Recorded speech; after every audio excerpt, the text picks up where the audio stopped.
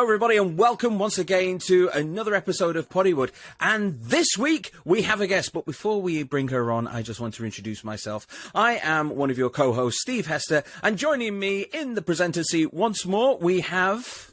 They say once more like I'm not here every single week. Yes, Andrew Roger Cousin, lovely to see you all again. And it's great to finally have this video concept of our show fully running. It's getting better, let's put it that way. It's getting better.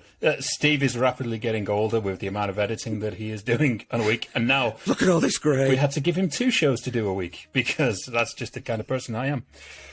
So, yes, we wanted to get our guests coming back on, and we wanted a wave of brand new debut guests. And I thought long and hard about who we wanted to really start with. So, as my introduction, bit of a drum roll, please, Steve.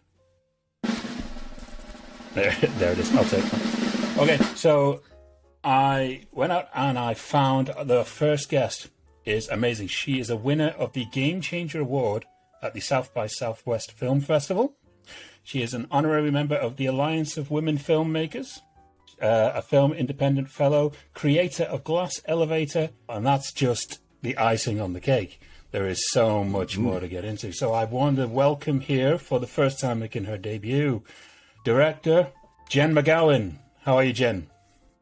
I'm very well. Thank you for having me. Thank you very much for coming along. Where are you calling in from today? The wonderful, wonderful East Coast. Wait, have I got my compass? Yes. West Coast. There we go. Yeah, you got him wrong. I'm on the West Coast. I'm in Los Angeles. I thought so because you've got sun. Yes. Yes. Very lovely, beautiful sun, and that is why I'm here. A teasing beam just breaking through the background there to remind all those English people what we are losing. Sure, we don't. Sure. Well, that's my husband's British, and that's one of the reasons he moved out here. Definitely. Yeah, the lucky one to escape. Okay, Jen, we've got a lot to cover today in this next hour. So we're going to do a little bit of a deep dive into where you started to where you are right now. And as I understand it, your growing up was not in Los Angeles. You actually grew up in Washington, D.C., is that correct? Yeah, right outside of Washington, D.C. I was born in the city proper, but I grew up right outside, so like suburban D.C. And then I was there until I, applied for college and moved to New York, and, everything kind of went from there. I'm glad I grew up there. I loved being exposed to the politics, and the museums are incredible. And then, of course, all of the outdoors activities that people are very, it's kind of like a Colorado in that way. Everybody's biking and hiking and kayaking and stuff like that. Yeah, it's a very bike-friendly place.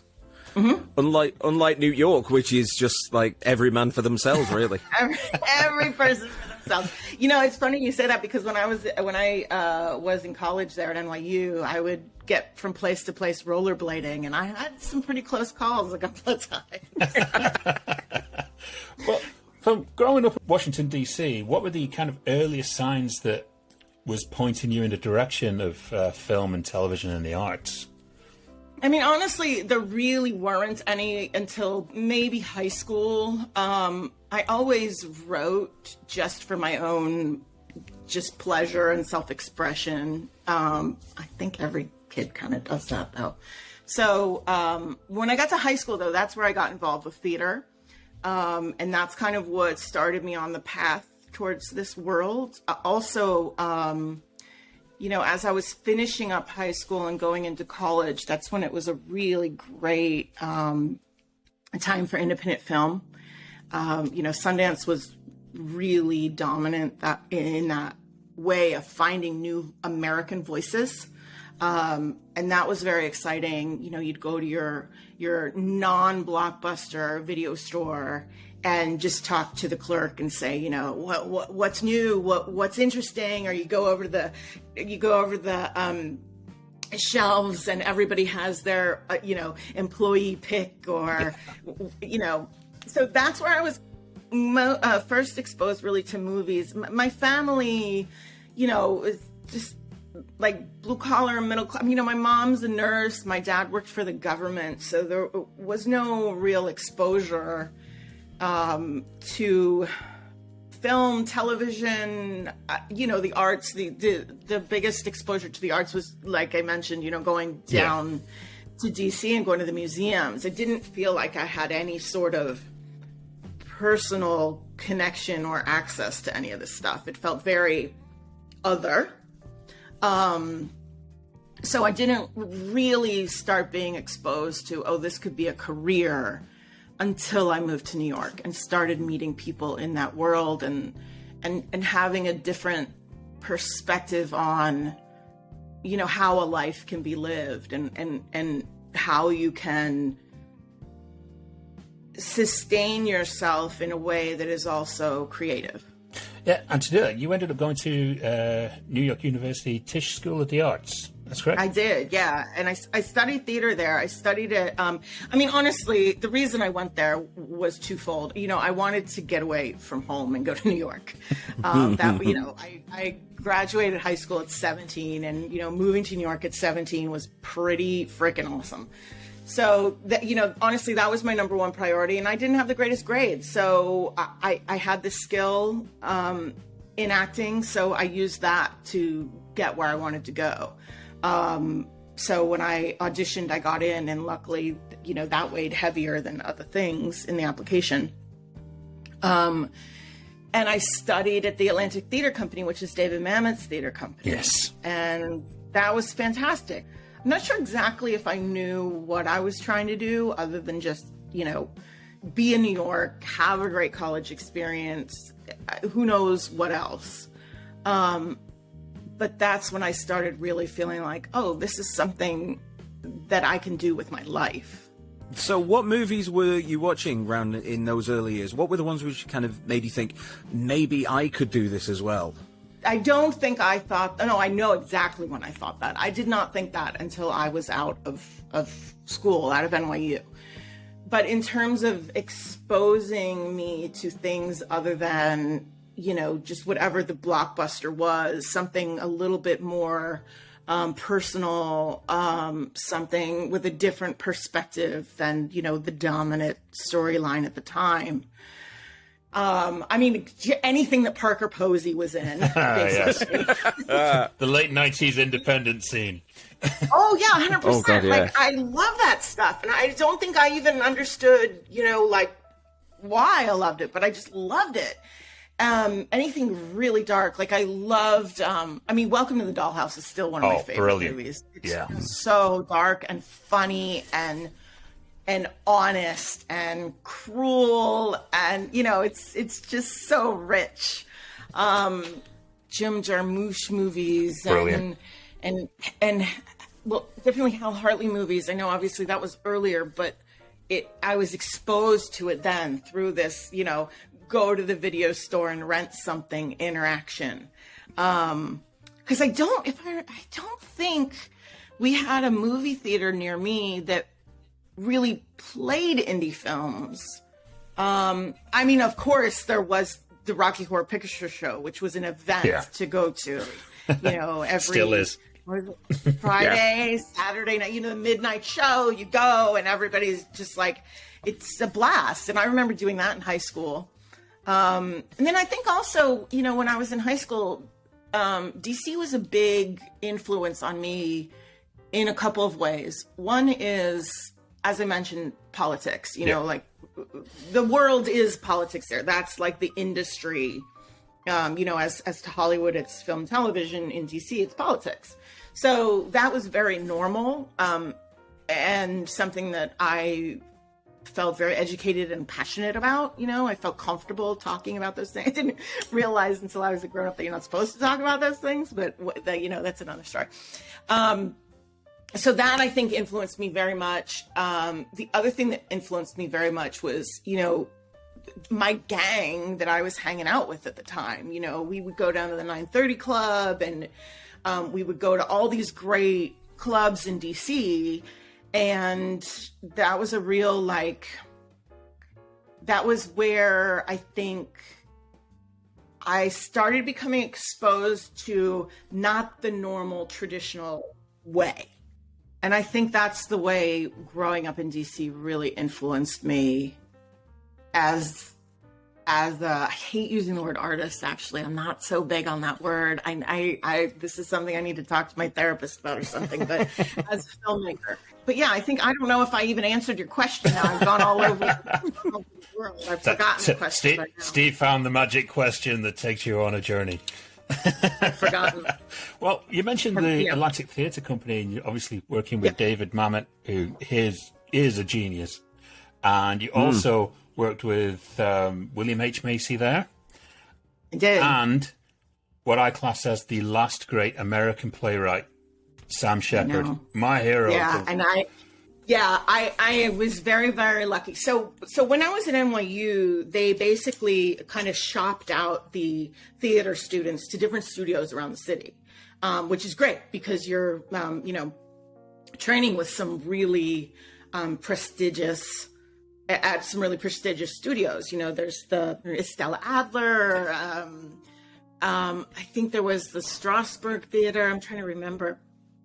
But anyway, this was one of the earlier classes at the Atlantic Theatre Company that took students from NYU.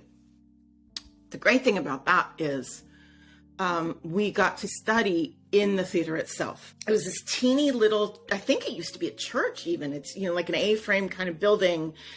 And oh God, I can remember exactly what the lock on the gate felt like. And you go in and it was a small theater. I want to say it was under 100 seats or around 100 seats. I don't know if you know, but in New York, that's how they categorize different levels of theaters, is by the seats. So there was that. There was a little teeny tiny green room. I mean, green room, a place to throw your bags and shit. And then there was a little studio upstairs. And that was it. So what that meant was in a NH acting class, there was, I think, 10 of us. But that meant we were constantly interacting with the main stage theater actors who were part of the company. And also those actors were frequently, teaching us. Like Felicity Huffman gave a couple of classes. Wow. Taking classes from David Mamet and, like you said, Bill Macy. So at the time, Sam Shepard was there because I believe the play that he was putting on was Cowboy Mouth. It was Philip Seymour Hoffman. But anyway, I didn't care about any of the actors. I was so just enthralled with Sam Shepard because I loved his writing so much. And it's funny, I didn't even know at the time that he was an actor. I only thought he was a writer. And this was obviously pre, social media and internet and all those things. So we had one class with him, and I still, to this day, I think that's the only time I've been starstruck. I was so nervous to ask him a question that I was shaking, and it was really a privilege. And the funny thing is, looking back, is I feel like my training there as an actor, it wasn't for naught. It was actually director training. I didn't know it at the time, but that's what I really think I was doing there. Well, also, stemming from there, and I don't know the kind of time frame of it, but you've worked for a number of companies following that. So there's RSA Black Dog, A Band Apart, which is Lawrence Bender's company, Killer Films for Christine Vachon, and Propaganda. Wow, you really did a dive, huh? I don't know how you even... Okay, so he has his ways. This is a little... I can't... None of these should really reflect on my quality in any manner, because that's not what was really happening. So, I finished NYU and I got a job as a receptionist at a commercial production company. Now, at the time, I was still pursuing theater acting. And that was, that receptionist job was my day job. That was how I paid my rent and paid my bills and everything. The good thing is, while I was there, I saw things getting made, and I was like, oh, this is cool. So this was where I first understood that there were jobs, in making film and TV and commercials and whatever. But again, I was still looking at it as my day job, so I didn't really assess things in that way. I was, sure, I'd show up, I'd answer the phones, I'd go home, that's fine, and I'd meet people and, for example, one of my dearest friends was a storyboard artist I met at the time, and we're still in touch, and he's worked on all my stuff. And he does amazing stuff. Like he just did Creed 3, and I cannot wait until I have a proper big movie to work with him on. When I was there, I was getting cast in all these like girl next door, boring roles. And also, I think because I didn't have anyone in my life who came from the world of film or television or theater, I didn't have a lot of context. I didn't have any context really for how to build a career or a life in that way. I think looking back, if I had just stuck with it, perhaps that could have been a career that would have worked out for me, but I was far too impatient. I didn't see that what I was going through was a process. It felt like an end, which was irritating to me. So I didn't like the roles that I was getting. And I was like, well, I got to do something about this, because I'm just not the kind of person to just accept the world. So, I saw what was going on around me. I was like, I can do this. I can make something. So that's when I wrote and directed my first short film. And, it was on 16 millimeter. And that meant, big cameras and trucks and, putting all this stuff together, which I had zero experience with. But I pulled it off. And, it's a shitty film. I'm really surprised my husband stuck with me, considering he saw it once. But it functioned very importantly in my life, because that was the moment where I was like, this is what I am supposed to do. Like the moment I made that movie, I just wasn't interested in theater anymore. I wasn't interested in that stuff. It didn't excite me or fulfill me in the way that filmmaking did. Mostly because, when I was in school, when I was at NYU, I was getting to do great roles and great, Sam Shepard stuff, like great stuff. Well, that's not what happens when you start out as a little, actor in New York. But this I could control. I loved and I still do, every single aspect of making a movie, whether it's from finding the script to doing the color. Every part when I'm doing it is my favorite. You're all in. So yeah, and so that was kind of my Goldilocks moment when I was like, this is what I'm going to do with my life. I just instantly knew. Okay, possibly scrolling back just a little bit here. Obviously, when you started out on independent feature films, doing a little bit of research, you were involved with one of my favorite films, I believe, in some capacity. That was Boys Don't Cry. I worked at this company as a receptionist. Then I got hired by my friends who were opening the New York, my friends now, at the time they were my employers, my bosses, who were opening the New York office of A Band Apart. Yeah. And they hired me to be the receptionist and then the coordinator in-house. So that's how I kind of went more down that track. And then I started working as a production assistant and then a coordinator in commercials and music videos. And in New York at the time, you never had to look for work. There was just work. Yeah. There were $1 million music videos on the regular. It was great because I'm still being exposed to and getting to work with, the best crews and some of the most phenomenal directors in the industry. And one of the jobs, which at the time was just a job, was working as a production assistant on Boys Don't Cry. And I didn't know it was foundational until I look back.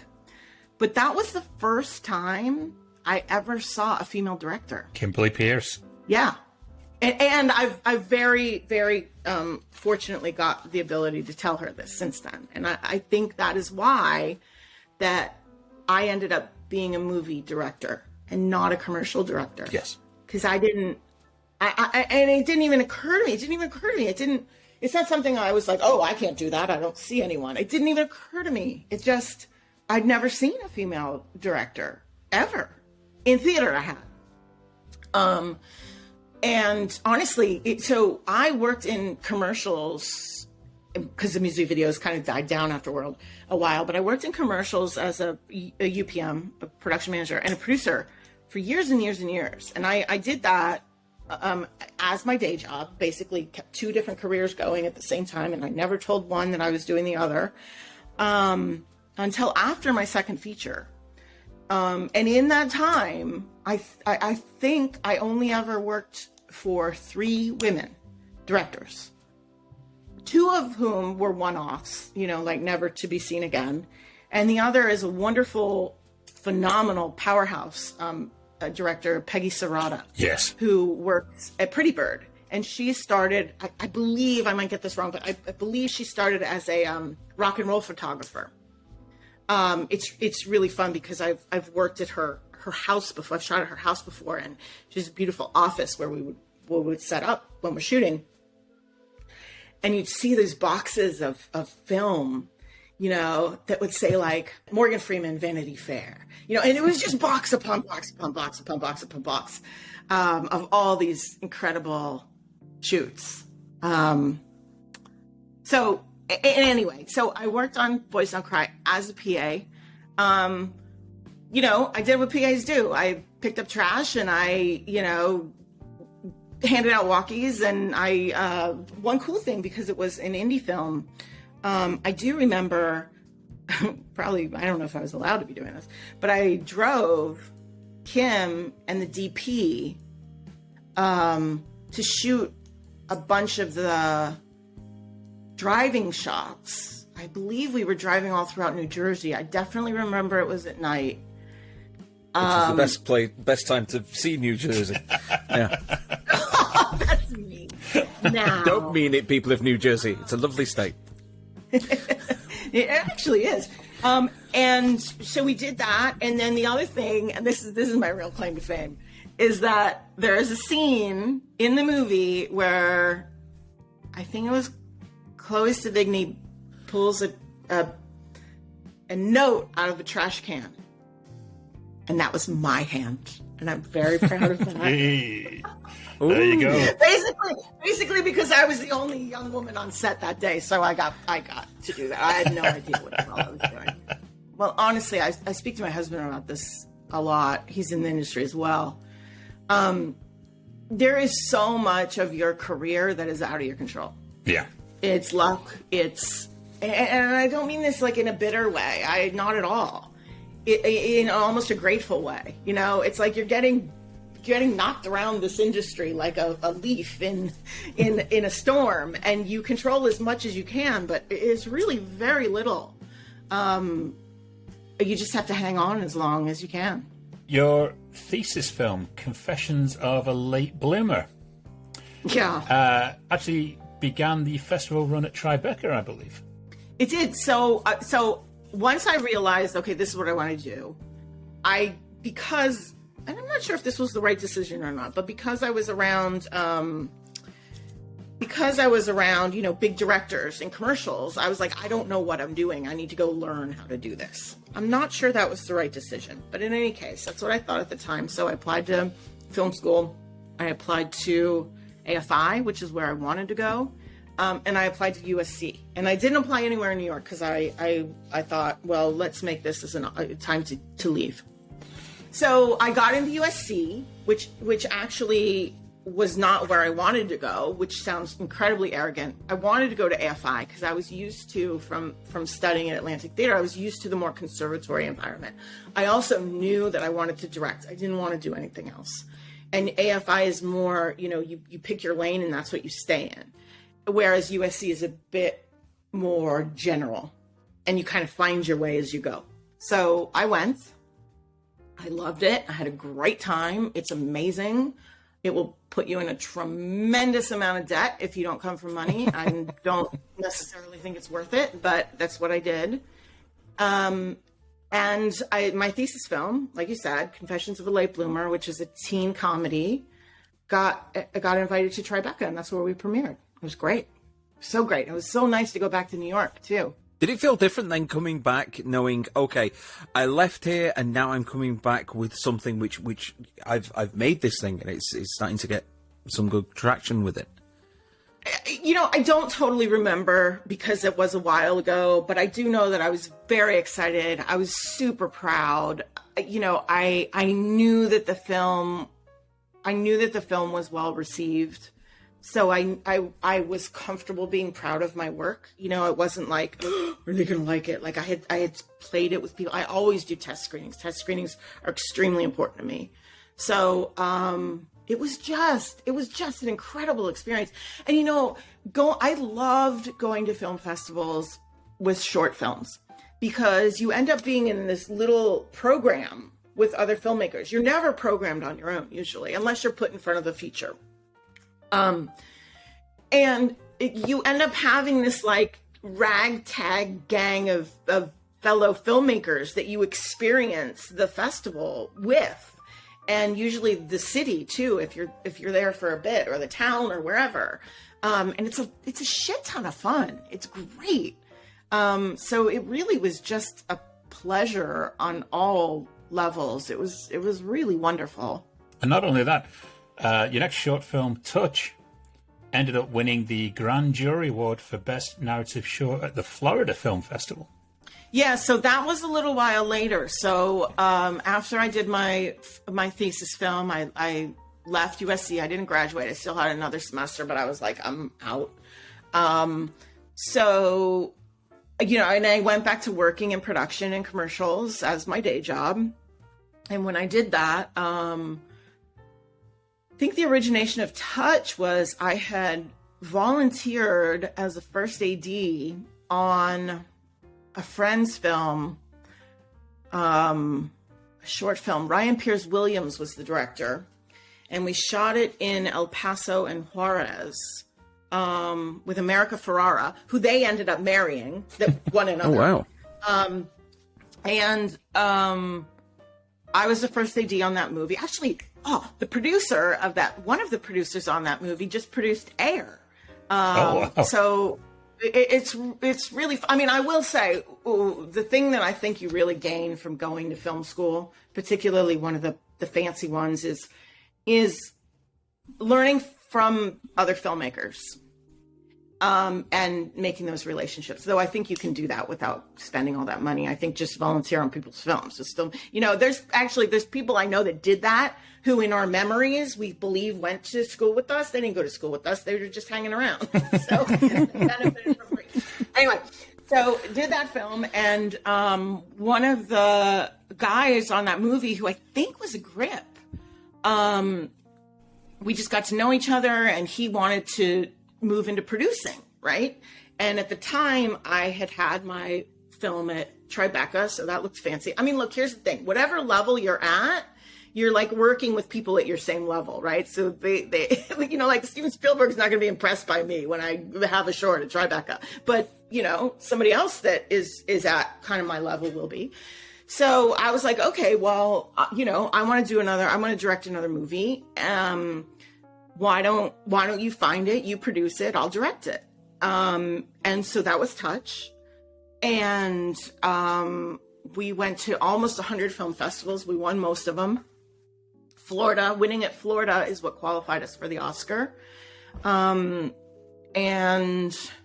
it's so funny looking back now. Like, I remember how crushed I was that we didn't make it to the final like nominations, and it's so ridiculous that it was like that was like, like I met a producer a few years ago who said, look, no is nothing. No is neutral. You didn't have the thing before you were told no. So what are you upset about? And I was like, oh, that's right. That's very true, actually, yeah.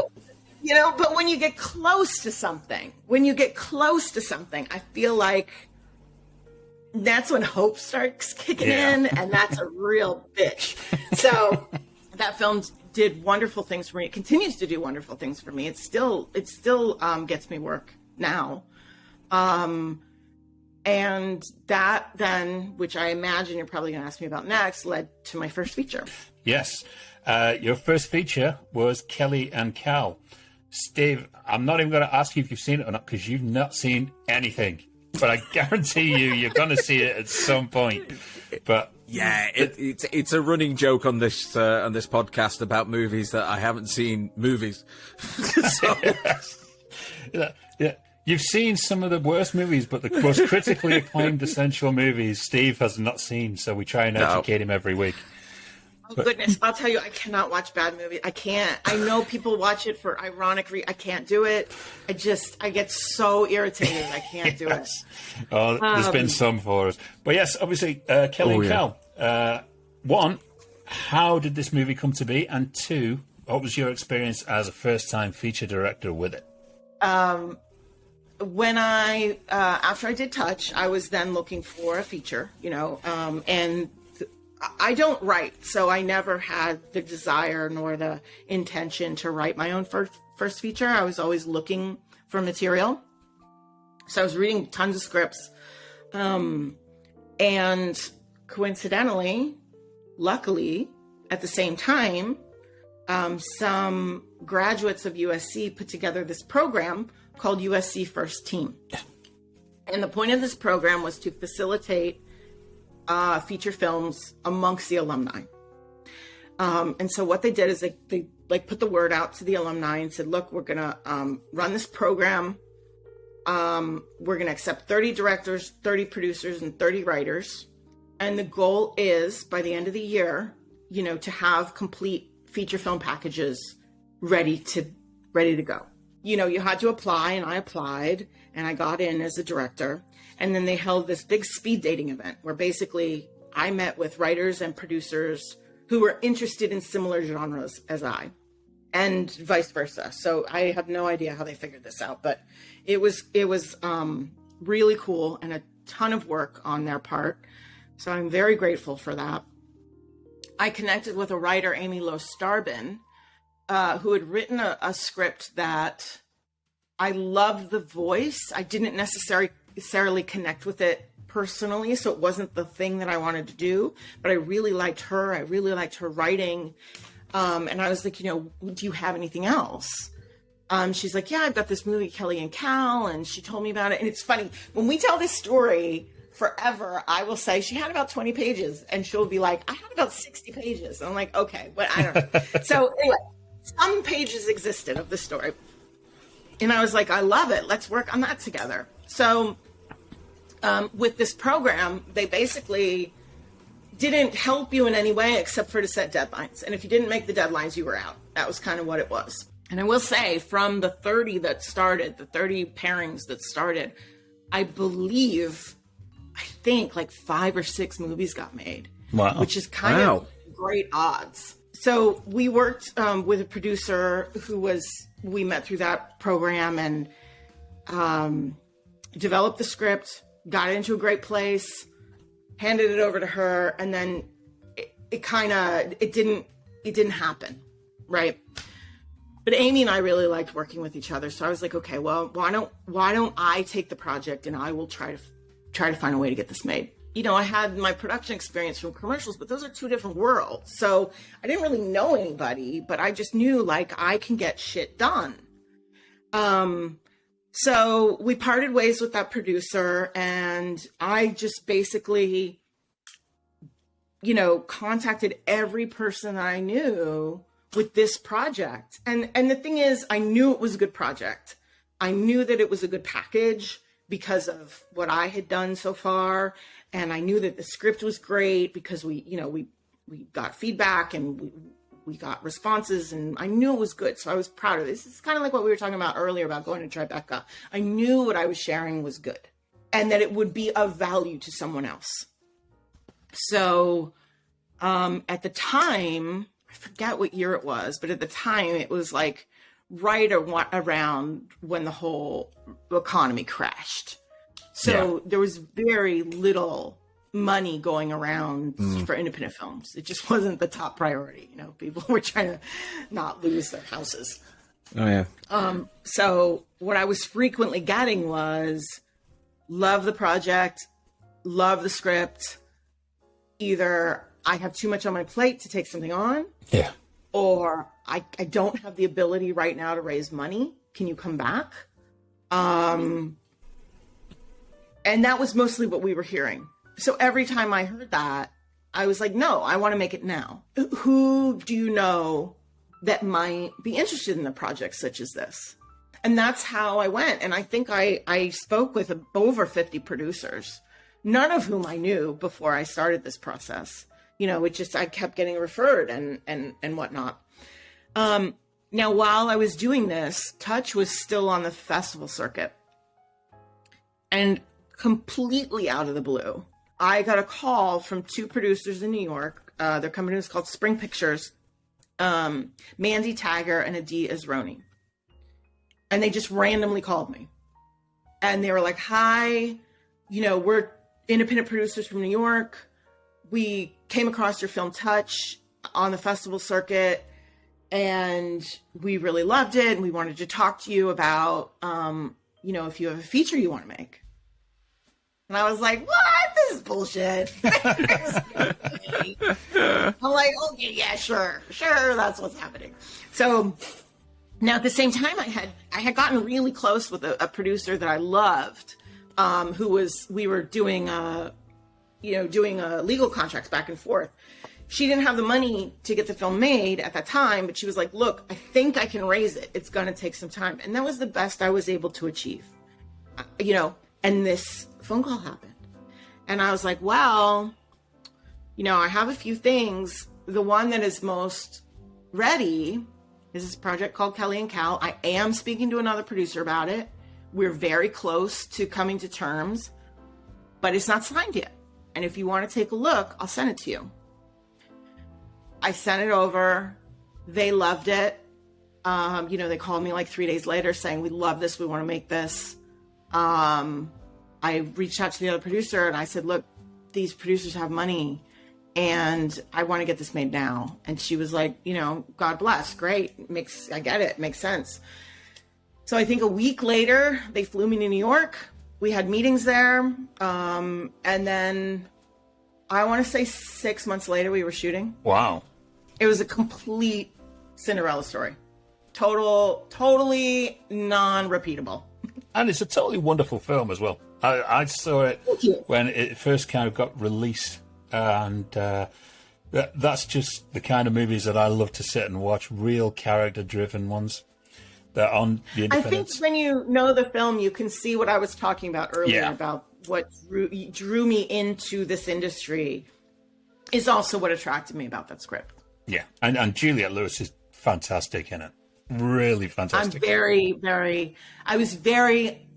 I'm very grateful to her working, both her and Sybil Shepherd. You know, those women are and were at points in their career where they don't have to do shit. You know, they don't have to do anything. If they want to sit and do nothing, they can do that. And the fact that they were willing to trust me, work with a first-time filmmaker, that's a big thing for you know, I feel very, very grateful to them. And I really loved working with them. I think they were perfect for the film too. Obviously, moving on from that, one thing I wanted to bring up, which I think is really important, is Glass Elevator. Not initially called Glass Elevator at first. Yes. That's right. It was film... It was initially called Film Powered. Yeah. Okay, so that project is something that's a little heartbreaking to me, but because it closed a couple years ago. But while it was in existence, I'm very proud of what I was able to achieve with it. So basically, a friend of mine was holding these kind of, I mean, she called them salons in her house in a loft downtown. And she would basically invite a variety of women in the industry to just kind of come and hang and talk about, you know, what was ever going on in the industry at the moment. And it was a real cross section of people. It was like lawyers and actors and directors. And it was really great and very stimulating and exciting to be around, you know, like-minded people from very different areas of the business. A lot of times you're only around what you're doing, you know, other directors or other writers. And it's like, well, That's great, but I don't work with other directors. So as much as I love having drinks and shooting the shit, it's not really gonna, further my career in any fashion. I need to know other people, and other people need to know me. This is gonna sound really basic, but I love learning stuff. I get really excited about learning. And I think that's also one of the reasons I love this career, is because you never know 100%. You're always learning. And if you're not comfortable with that, this is not a great business. So what I realized was, every time I talk to someone, there is an exchange that happens. They learn something from me and I learn something from them. And I was like, okay, how can we kind of systemize that? And scale that experience up. And at the same time, having done my first feature, I was becoming more and more aware of the industry and the gender politics of the industry. And then looking back on my career going, oh, wow, yeah, I never worked with any women. I was always the only one. I didn't realize it, but that was the case. Why? That's horrible. How can I fix that? What can I do about that? So, the basic idea of Film Powered when it started was, and it was also very important to me, by the way, something I think that you see happen a lot in industry towns like New York and LA is there's always workshops. There's always workshops, right? And I'm like, yeah, but the people who need the workshops can't afford the workshops. So this doesn't make sense. Like, why are we preying on people who just need information? So the other thing that was very important to me was that whatever this was going to be free. So basically what I did is I created it was a tool online that women will become members of this group at the time called Film Powered. And when they became members, they would get 2 credits. And you were incentivized to participate with one another by gaining more credits. So for example, if I taught a class about blocking, I would get a credit. And then I could use that to take a class about VFX. And it was all the members who were teaching one another. Because I really feel like you learn the most, especially because the industry and everything changes so much, so fast now. You learn the most from those who are already kind of in your orbit, maybe 1 or 2 steps ahead of you. Because they're participating in the same industry with the same tools amongst the same people at the same time. So that went on for, I want to say 5 or 6 years. In the middle of that, we partnered with a company, changed the name to Glass Elevator. There were over 5,000 members. Wow. It was international. We had, I think there were over 500 classes and events that were all free. And then, we grew other things as well. Like, for example, I added a element where people could employ members. And I think we had, and the rule about that was it had to be a fully paid job, no internships, no, bullshit like that.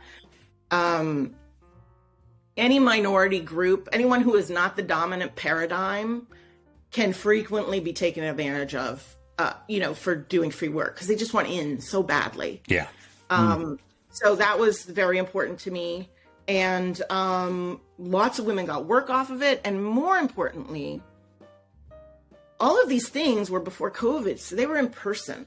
Yeah. And women were meeting one another and building relationships and building, making projects and going on to do other things with one another. And that's what was important to me because I realized, all these lists that were happening at the time, trying to get people hired. I was like, that's not how the business works. I knew from being a producer, you hire people you know. And the reason is because if they fuck up, you're going to lose your job. So it's very important that you have in-person experiences with people. Just so I know, do they show up on time? Are they enjoyable to be around? Are they responsible? Are they organized? These are things you need to know.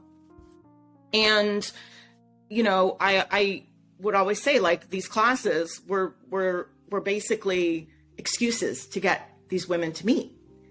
And because most of these classes were, 10 or 15 people, people made real relationships, rather than going to a panel or a mixer event where there's 50 or 100 or 200 people. So I'm very proud of that. I wish I could have taken it further. I really wanted to, but for the first 3 or 4 years of it, I ran the whole thing myself and funded the whole thing myself.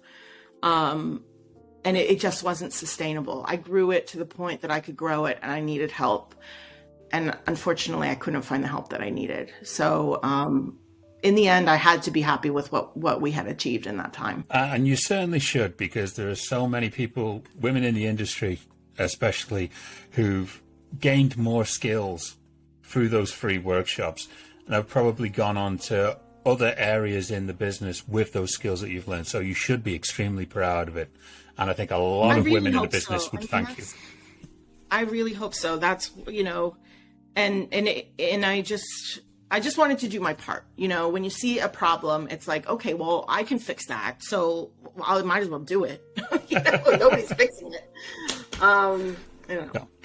Well, very briefly, your next feature movie would be Rust Creek, which was done with the Lunacy Productions mandate to support female filmmakers. And very happy that you are with it, because most of the key roles were taken up by women. That's right. And that's important to me, to hire the same way that I try to talk about the business. And honestly, it's not always easy. It depends on the particular role you're hiring or where you are. Like, for example, our crew was not as ethnically diverse as I would like. We were shooting in Kentucky. So I try to constantly put diversity and inclusion at the forefront, not because it's the right thing to do. It is, but also because in my experience, what I have found is once people are working professionally, the women and the people of color, whatever role they are in, have had to work harder to get there. Yes. So they're a great bet. So Rust Creek, I was trying to put together a film called Millie to the Moon, which I adored.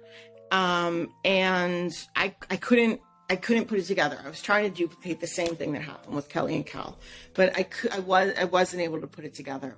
One of the meetings that I had was with a financier, Stu Pollard, whose company is Lunacy Films. And I had pitched to him in a meeting about that film, as a potential financier. And he didn't respond to the material, but we got along really well. And he was like, I have a project I'd love to send to you if you'd be interested. And I was like, yeah, absolutely. And that was Rust Creek. And I read it and I loved it.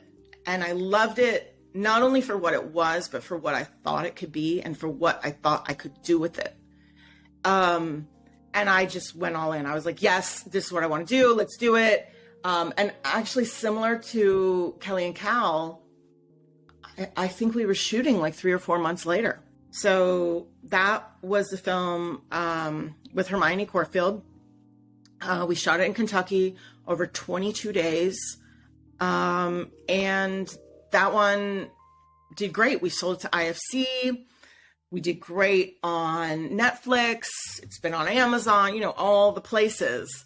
And that is the project that really helped me break into television, because I wasn't able to do that before making that movie. Well, Steve, you know a fair bit about television. I think you see more series than you actually do on movies. So yes, looking in here, Jen, although she is a great independent filmmaker, she transferred very well over to horror and science fiction, surprisingly. And not only that, for major franchises as well. The first one we've got to start with the episode of The Purge, entitled Happy Holidays. Now, what is surprising about this, that I found out this week, this is actually received as one of the best episodes of the second season. And it was your only episode you directed. I did not know that. Thank you for telling me. Oh, yeah. Yeah. I'm very happy to hear that. Now, here's one thing which the Purge itself has been one of these movie franchises which kind of grew from, shall we say, a slightly mixed reception for the first one, and then it's become more and more and more wildly loved as it's been going on. How did you feel coming to this series? I mean, I was excited. It's a great project to work on. I was very lucky to start there, you know, with a big brand, a piece of IP, which is exciting because, you know, it's different when you're directing something that is known. There are certain things that your audience is expecting, and you want to give that to them. At least I do. So I thought it was a great opportunity, and I was very excited. When we shot in New Orleans, and TV goes pretty fast. You know, it's a moving train already that you, as a filmmaker, you jump onto. You know, everything's already happening, kind of whether you participate or not. And you just have to jump in and do the best that you can with what you're looking at. Well, if you're going from something like The Purge and obviously Star Trek Discovery, how much are you allowed to express yourself creatively versus the needs of the series? So that's a question that comes up a lot when you're talking about the difference first between film and television, and then you're talking within television. You know, are you talking about what kind of material are we talking about? And in this case, you're talking about a franchise material. As a director in television, you know, there's a couple of options. There's episodic directing, which is what I'm currently doing. There's pilot directing. And there is, there's also producing directing, and there is, you know, directing like limited series. Of them, directing limited series is probably most similar to film, where you get the most creative range, the broadest amount of range to work in, and then pilot, and then episodic. Aside from whether it be big IP or not, television is the writer's medium. You know, they are the ones that are in charge. I work for the writer. I work for the showrunner when I come on to work in television, as opposed to when I work in film, I work for myself. I mean, I work for the studio or the producer, of course, but creatively I work for myself. And it's funny because a friend of mine who started in commercials, directing commercials, and then went into directing television, and is now doing her first feature. We're in touch a lot during her movie, you know, just like for me to support her and whatever she needs. And by the way, she's a phenomenal established director in her own right. She's had a movie before. She's like, oh my God, this is amazing. I can do whatever I want. And I'm like, yeah, like this is why filmmakers like movies. But you know, in a way, she kind of did it right, because she went from television commercials, where you are very beholden to the agency and the clients, the brand, to something a little bit looser, which is television, where you're working for the showrunner, to something much more loose, where you're working for yourself. So I think in my move from independent film, where I get to do what I want, into television, where I work for a showrunner, it was very useful for me to have experienced commercial sets, because I understood that just because you don't get to make every decision does not mean you're not having a creative impact. The difference is your sandbox is just a little bit smaller. And there's the puzzle, there's the, which I find exciting. There's the further layer of the puzzle of not just how do I make this great, but how do I make this great and let it be the thing that it already is. You know, I can't go in and be like, okay, Star Trek, you know, let's do this grainy and all locked down in one single shot. Actually, the one single shot thing they might go with, but you know, like you gotta. There's a language to it, And that's cool, you know. It's like, as a musician, like, am I doing hip hop or am I doing jazz or am I doing, you know, classic rock? Those are different languages. And so for me as a filmmaker, as long as I understand which one I'm dealing with, it's very exciting and it's very creative. Just not in the same way. Film directing and television directing are very different. I'm always surprised when I hear people say they're the same thing, because I'm like, I don't think you've done both then, because they're not. Well, also on the horror front, you were involved with Jordan Peele's reimagining of The Twilight Zone. You directed the episode Try Try that starred Topher Grace, and this was shot in Vancouver, and this had probably one of the best kind of reverse Groundhog Day style plots. So as we say, as example, in Groundhog Day, Bill Murray starts out as like this bad character, and he has to relive the same thing over and over until he gets better. The one with this, what if a person got worser and worser? You know, and go back. Blackadder's Christmas Carol, isn't it? Yeah, I'll take that. Yeah. I'll take that. I mean, look, I can't take credit for the writing, but I am very proud of my work on that, and particularly because, first of all, Topher was such a blast to work with, so creative. Actors always they have so much, and I'm a pretty energetic person, but actors have so much energy. It's always so impressive. And he is just, I think because, you know, he does so much comedy, like, it's just constant ideas, constant. It's so exciting to work in that way. And why I'm particularly proud of that episode is because it's two people at a single location for 45 minutes. And that's some serious, like, high wire work as a filmmaker, to figure out how to make that not boring. I mean, that's it. That's what you're going for. Like, how am I not going to bore the shit out of my audience?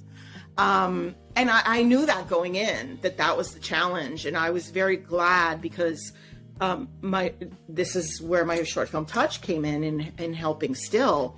You know, that film was two women standing on a train platform for 12 minutes. And because I had done that, I felt confident that I could then do this. I was like, I know this. Not only do I know this, I know what the problems are going to be. I know what the challenges are going to be. I know what I have to do in order to make this work. And I don't usually watch my work after it's done, but I have seen that a couple of times since, and I'm pretty proud of that episode. No, it should. It's a great episode. And Thank you. The strange thing is, coming from horror, and with your background at that point, one of the biggest surprises, you then move on to DC's Titans. Now, you know, on the episodes Inside Man and Brother Blood, which I believe were from the most recent season. Now, these were the final episodes before the season break. So these were the cliffhanger episodes to build anticipation. So coming from independent cinema to, like, the hottest thing on the planet, which is, you know, the superhero world, you know. So great. How was your kind of process in jumping straight into that? It's such a different world from independent cinema. It is. And this is, I do think, my ability to work in different genres, I think, has been helped by not being a writer. Yeah. You know, I didn't, when I'm making work, what excites me is not expressing my internal state or, you know, or whatever. What excites me is the puzzle of coming up with the best images to express what's happening at the moment. The puzzle of how do I make the words on the page, how do I highlight in that in a particular way? How do I focus the audience's attention on the thing that I want them to look at that time? How do I get them to feel what I want them to feel? And how do I craft those performances to achieve that? So because of that, I think this is also why earlier with, when we used the word artist, why I see myself more as a craftsperson, because changing genres is something that is very creatively satisfying to me. you just look at the language of what you're dealing with and say, okay, I get the language. Now, how can I do the best version of that language? And that's what I tried to do with Titans. And I think the episodes turned out really well. And if we're going to boldly go, I guess we've kind of got to boldly go on to Star Trek Discovery here, which is a tremendous series. Yes. You directed the episodes All In and Rosetta. Now, All In followed one of the highest points for the series before taking a break. The show was on its major high at that point. Was the pressure on with your episode coming in practically first, right? So here is the thing about, I get really excited about things. I don't really feel, it's not that I don't feel pressure. It's just that I think I'm so focused on what I'm doing, it doesn't occur to me. So, for example, the showrunner, Michelle Paradise, who I adore, and just the show it was an absolute dream experience. And I did another episode in the final season as well, which hasn't come out yet. I just love it. It was such a phenomenal experience. But we would be on set and she'd be like, Jen, you're making canon. And I'm like, don't tell me that. I don't want to know that. Just shut up. Like, why would you do that to me? I don't know. I think you have to have a good amount of denial in order to be able to focus on the work and not get intimidated by the bigness of it. Because it's really, and that's what you want as a filmmaker. You want large audiences to see your work. You want to connect with large audiences. If you're going to do that, I think you got to be able to shut off those parts of your brain in order to just be able to jump in. Were there any points though when you were directing that you did suddenly, I don't know, have like a little, oh my God, yes, this is the moment, and then had to reel it back? I'll tell you what, those first two episodes were shot at the very beginning of COVID. It was before we had vaccines. So we were moving so fast in such a really, it was a really high pressure environment actually, because honestly, everybody was scared. We didn't know what the hell was going on. So I don't think I ever had those moments, not in those two episodes. In the third episode, although having a tribble in my episode, that's pretty cool. Yes. Yeah, but have you got a little green glowing rock? That's what we want to know. That's pretty cool. The third episode that I did, that I said, like I said, hasn't come out yet. There were some of those moments, and I unfortunately cannot talk about them yet. But I suspect when you see the episode, you will know what I'm talking about, because it's there's some really cool shit in that episode. What I want to know is, did at any point during directing that episode, did you go up to a door and go, shh? Did you make the door sound? Because I still do it now. If I come to a door that it just opens, I still do the Star Trek. You know what? This isn't Star Trek related in that way, but I'll tell you, one day on set, Stacey Abrams was there. Oh, wow. Because, as you know, she loves Star Trek, and they gave her a top secret role. And that was shot on the day that I was there, and I was like, oh, it was very exciting.